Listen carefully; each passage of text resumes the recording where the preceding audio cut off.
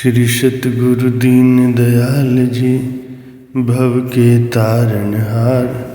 श्री शरणन में भाव से कोटि कोटि नमस्कार।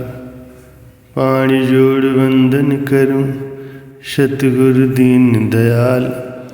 जिनके चरणन ध्यान से निकट न आवे काल। जिनके चरणन ध्यान से निकट न आवे काल। बोल जयकारा बोल मेरे श्री गुरु महाराज की जय। श्री परमहंस अद्वैत मत के शाश्वत ज्योतिषतम भक्त कल्पतरु शरणागत वत्सल पूज्यपाद श्री सद्गुरुदेव दाता दयाल जी श्री श्री 108 श्री स्वामी बेंत आनंद जी महाराज जी श्री चतुर्थ पातशाही जी के श्री पावन चरण कमलों में इस दास का श्रद्धा और निष्ठा सहित कोट कोट दंडवत प्रणाम है। श्री सद्गुरुदेव दीनदयाल जी श्री चतुर्थ पातशाही जी महाराज जी ने अपने श्री पावन वचनों में अपनी श्री लीलाओं में समय समय पर अपने भक्तों को जो उपदेश दिए हैं वो हम सभी गुरुमुख भक्तों के लिए अंधेरे में दीपक के समान है। एक बार की बात है, आप श्री सद्गुरुदाता दयाल जी महाराज श्री आनंद धाम पंचगनी में विराजमान थे। महात्मा सुख सागर जी के एक उपदेशी भक्त पारसी जी थे। वे विदेश में रहते थे। जब वे भारत आने लगे तो एक दो अंग्रेज भी उनके साथ भारत यात्रा के लिए आए। उन्होंने भगत जी से कहा, हमारा दिल चाहता है कि हम भी भारत के किसी महापुरुष के दर्शन करें। भगत जी उस समय तो चुप रहे, परंतु ज्यों ही मुंबई पहुँचे तो पता चला कि श्री सद्गुरुदेव महाराज जी श्री आनंद धाम में विराजमान हैं। वे उन अंग्रेजों को साथ लेकर सीधे आनंद धाम पहुँचे। श्री हजूरी में उपस्थित होकर उन्होंने अंग्रेजों को इंग्लिश में कहा कि आज आप अपने मन की भावना को पूर्ण कर लें। ये महापुरुष आपके सामने विराजमान है। उन अंग्रेजों ने आपके श्री दर्शन करके सचमुच ही हृदय में एक अनोखे आनंद का अनुभव किया। उन्होंने अंग्रेजी भाषा में विनय की तथा भक्त पारसी जी ने हिंदी में उसका अनुवाद किया। इसके साथ साथ भगत जी ने श्री वचनों का भी अंग्रेजी में अनुवाद करके अंग्रेजों को सद्वचन सुनाया। अंग्रेजों ने विनय की, भगवान विदेश में शारीरिक सुख ऐश्वर्यों की कोई कमी नहीं है, परंतु आत्मिक शांति के साधन सुलभ नहीं हैं। वहाँ तो आध्यात्मिकता की ओर किसी का ध्यान ही नहीं जाता। अतएव ऐसा आत्मिक आनंद वहाँ सुलभ नहीं होता जैसा कि यहाँ पर उपलब्ध हो रहा है।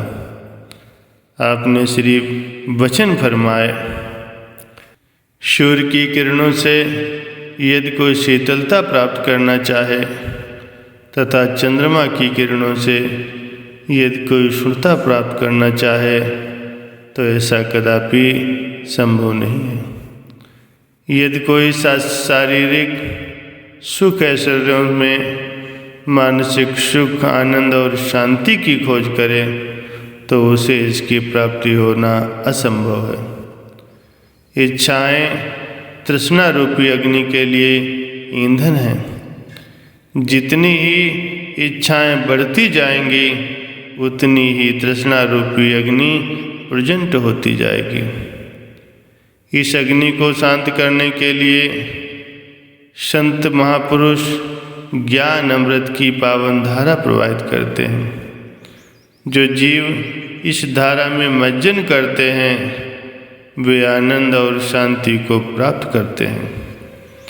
महापुरुषों की संगत से ही अंतर्दृष्टि खुलती है, जिससे वास्तविक सुख आनंद का अनुभव होता है। उन अंग्रेजों ने इन वचनों को भक्त पारसी जी से इंग्लिश में श्रवण किया तथा 2-3 घंटे के पश्चात नाम दीक्षा लेकर वहाँ से चले गए। मार्ग में भक्त पारसी जी को धन्यवाद देते हुए उन्होंने कहा, सचमुच ही ये कोई पहुँचे हुए महापुरुष हैं। मुखमंडल की आभा ही इसका प्रत्यक्ष प्रमाण है। इसी प्रकार एक बार और आप आनंद धाम में ही विराजमान थे। आपने श्री प्रयाग धाम से 30-40 महात्माओं और शरणागत भक्तों को निजी मौज के अनुसार आनंद धाम में बुलाया। श्री आज्ञा अनुसार महात्मा जन तथा भक्त जन दरबार की बस से आनंद धाम पहुँचे। वहाँ श्री आज्ञा अनुसार सेवा में लग गए। एक दिन आपने निजी मौज में फरमाया कि चलो तुम्हें भ्रमण के लिए कहीं ले चलते हैं। आगे आगे श्रीकार और पीछे पीछे महात्मा जनों और भक्तजनों की बस चल दी। महाबलेश्वर में एक उद्यान के समीप आपने कार रुकवा ली। कार को रुकते देखकर बस भी रुक गई। आपने सबको उस स्थान का भ्रमण कराया। फिर एक स्थान पर कुर्सी पर विराजमान होकर सेवकों को पावन वचनों से कृतार्थ करने लगे। आपने फरमाया, देखो यही स्थान पहले अन्य पहाड़ियों की तरह ऊंचा नीचा था। इस स्थान को समतल बनाकर यहाँ उद्यान बना दिया गया है। अब यहाँ से कितनी ही सुगंध आ रही है, जो बरबस ही यात्रियों को आकर्षित करती है। इस सुगंधी से हृदय में उल्लास और आनंद भर जाता है। मार्ग में आने वाली कठिनाइयों को ऐसे ही साधक पार करता है।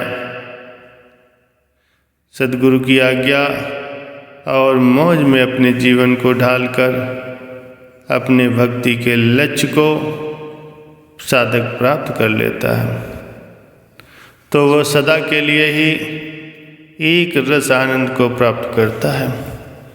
उसके आचरण में जीवन का अन्य लोगों पर भी स्वयं प्रभाव पड़ता है, जिससे अन्य लोग भी उस भक्तिमान पुरुष से लाभ उठा सकते हैं। अतः गुरुमुखों को सदा ही लक्ष्य पर ध्यान रखते हुए अपने लक्ष्य पर पहुंचना है। सभी गुरुमुखों ने श्री पावन वचनों को श्रद्धापूर्वक एकाग्रचित होकर श्रवण किया तथा श्री वचनानुसार जीवन बनाने के लिए हृदय में दृढ़ संकल्प किया। आप वहाँ से सभी सेवकों सहित शाम के समय श्री आनंद धाम वापस लौट आए। बोलो जयकारा बोल मेरे श्री गुरु महाराज की जय।